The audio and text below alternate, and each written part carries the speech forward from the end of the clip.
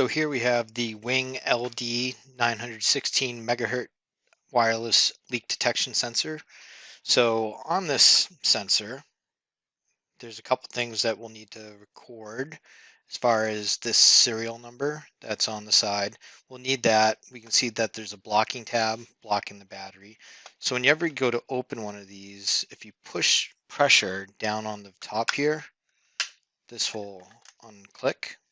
We can put that off to the side. We're going to leave the battery block in place for right now.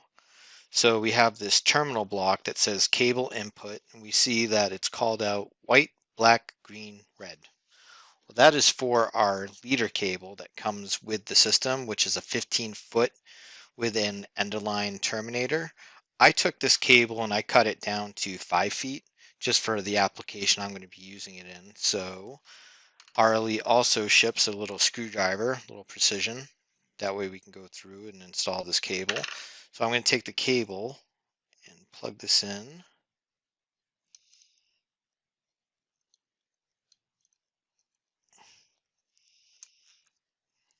Get the red lead started first. Screw that down in place. I'll take the white lead, make sure that that's in place. And snug in like a quarter turn. Give you enough of what you need. Screw that down, then the last one.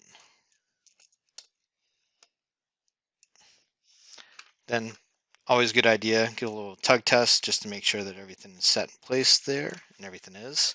So now we'll go through and we'll pull the battery blocker out. And when I pull this, there's a little LED at the very top here. So we'll see it kind of do a quick burst. And then about every 10 to 20 seconds, you'll see it send another burst as far as with that data packet. So we'll take this. So there is that burst. Put the little battery blocker off to the side. When looking at this, this is the antenna. You can either keep the antenna routed through the inside, or you can always route it up and out of the casing, depending on signal strength, depending on what you wanted to do. And there was the second burst. So now that we had the second burst, what I'm going to do is I'm going to put the case back on. So you can kind of detent it. Then you come into here. We'll take our antenna, we'll just stick that to the side because we don't want to crimp down on the antenna. So now it's all locked down in place. Now we'll open up the web interface from our unit, and then that's where we're going to take the serial number, and then we're going to record that down. Okay, so now our next step will be going and open up a web browser and going to the web interface of the WiNG manager. That way we can put in the data from our wireless leak detection sensor. So I'm going to go to Chrome in this example, open this up, put in the IP of the WiNG manager. Once our authentication comes up, we put in our username and password, which I have mine stored. Click on login.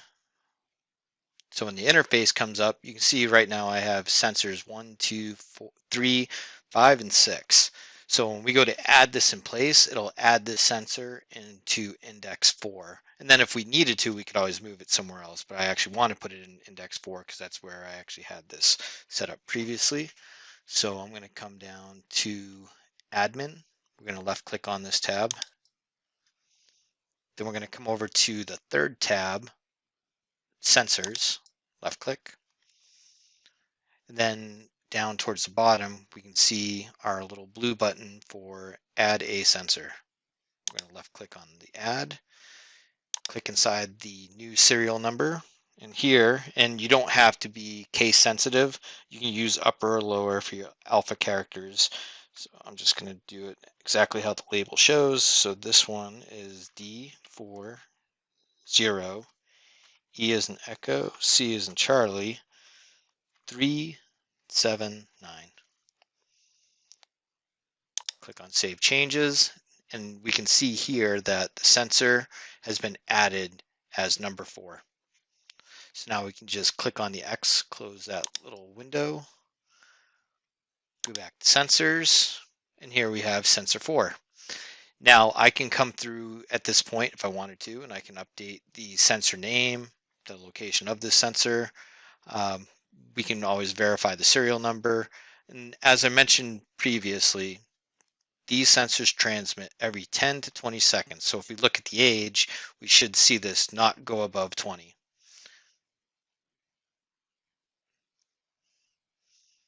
17, and back down to 3. Perfect. All right, we can see that right now it's reporting no issues with 0 microamps. So I'm just going to update a couple things real quick on this. Come to the sensor number 4 index. I'm going to go to the 4th tab over to sensor configuration. Here, I'm going to update this, and I'm going to go 004 WiNG-LD-01. And I will just say that this belongs to air handler unit number 1. Leak threshold is set up to trigger at 5 microamps, to where I'll show a couple examples here in just a moment when we put some water on the cable.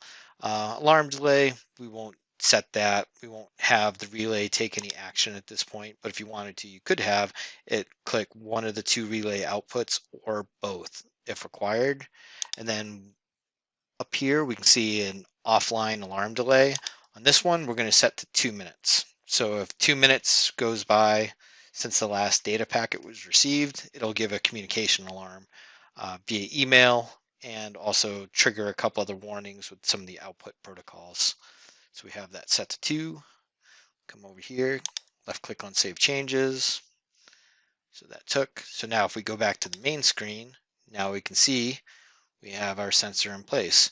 I'm going to shift a couple things around here, and I'm going to show you the alarms as far as a cable break, how the screen looks, and then we'll hook up a leak detection cable and then put a little bit of water on it so you can see that alarm action. So just one moment, let me get this stuff. Okay, so I slid the sensor back in the camera so you can see what I'm doing down here. Then you can also see on the screen as far as the alarm actions coming from the sensor. So when we set up before, we have our WiNG-LD sensor, our leader cable, and then this is the EOL, the end of line terminator. So what we're going to do here is we're going to disconnect the EOL. Move that off to the side, and I'm going to grab my water leak detection cable. So you can see within just a few seconds of disconnecting that, because of the time in between transmissions, when it's sent back out, it's telling us now on the screen, you can kind of see the very faint red highlight going across row 4 for the water leak sensor, and we can see that it's showing under the readings that there is a cable break. And then off to the right, we can see the cautionary mark as far as under the status. So next, what we're going to do is we're going to hook up a orange sense cable. This one is a 25 footer. If you ever look at the male cable end or connector, you'll see, try to get a good shot of this, a label that will show you SC for sense cable. If it said NSC, that would be a non-sensing cable. And then you'll have a dash and then a unit of measure for the footage, which this is a 25-foot sense cable.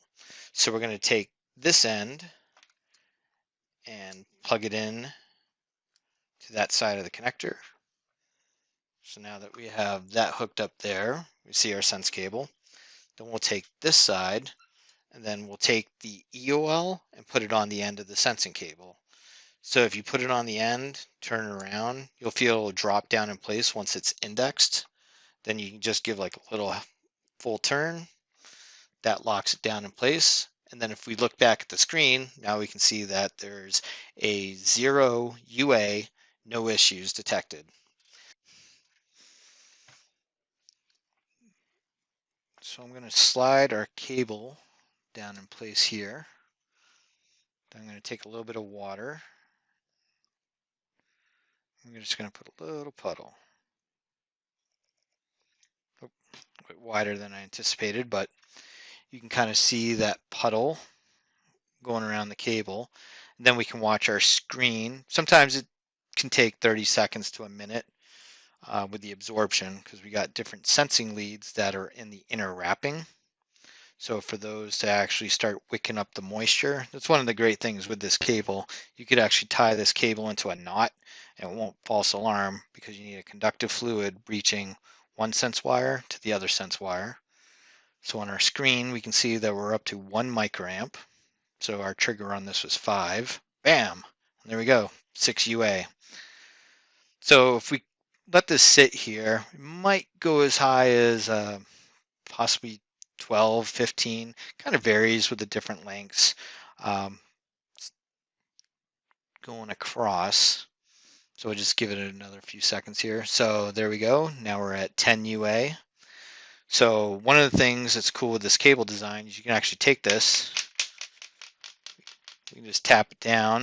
I'm going to take my fingers and just go across real quick, and then we'll see the action with this drying itself out.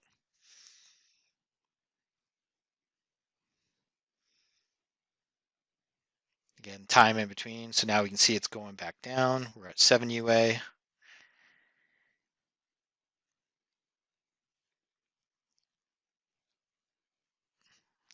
hopefully the next one, we should be down close to 1, if not 0.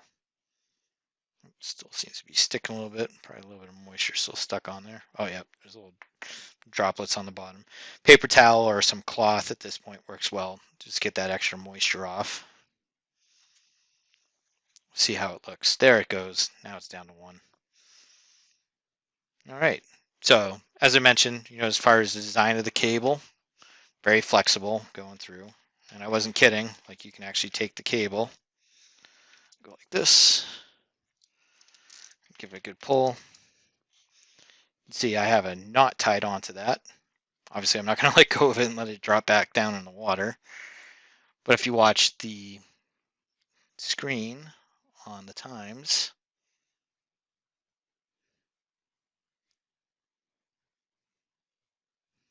still stuck at 0. So this is one of the great designs of this cable, and you can kind of see almost when you do tie it against itself how the sense leads stay just under the outside diameter, so you don't get any false leaks.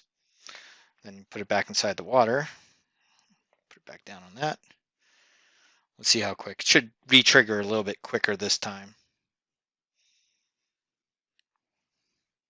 There it is, bam. Take the cable, knock that off. Actually, I'm going to grab a little paper towel before I drop it back inside the puddle here. Go through and clean this up.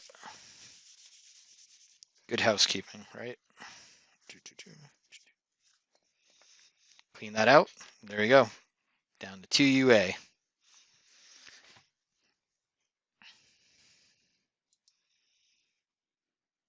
So depending on your overall application, this cable is designed for commercial and industrial use, primarily data centers, whether raised floors, around air handlers, long pipes, any potential solution where you could have a potential water leak, this cable can be utilized.